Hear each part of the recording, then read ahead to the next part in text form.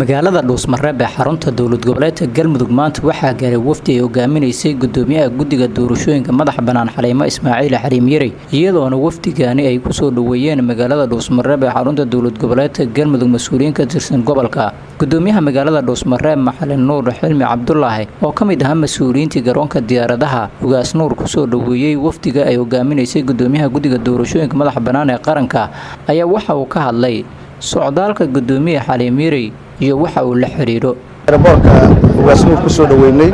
gudoomiyaha guddiga madaxa bannaan ee doorashooyinka qaranka iyo tiimamka la socda dhamaantood gudoomiyaha Xaliim ku soo dhawaada caasimadda Dhuusmareeb ee xarunta maamul goboleedka Galmudug si nabadgelyo ah halkaan insha Allah aan rajeynayno israac dhameystiran iyo maamul loo dhan yahay insha Allah inuu ka caga dhigto dhawaan maadaama aad tahay qof khabiira oo heer qaran ah hawlaha u socotana ay gaar ku yihiin inaan noo timaadana aad baan u soo dhaweynayna soo dhawow intii magaaladu waa nabad deegaanku waa nabad hawlaha ka jirana waxaad u tahay laf dhabar oo insha Allah inaad ka qayb qaadato waan rajeynaynaa soo dhawow ku soo dhawaad caasim dhankeeda gudoomiyaha guddiga doorashooyinka madaxa bannaan ee qaranka Xaliimo Ismaaciil Xariim Yari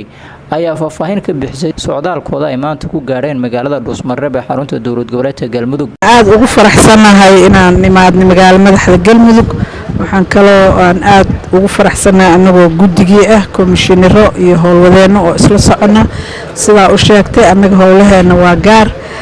waxaan u soconaa howlaha doorashooyinka ee qaranka ee na soo haaya sidaan uga sii shaqeyn lahayn sidaan u dardargelin lahayn sidaan u abaabul lahayn sidaan bulshada degan Galmudug ra'yiga ula qaybsan lahayn ha noqoto muxuu ahaay shacbiga ha noqoto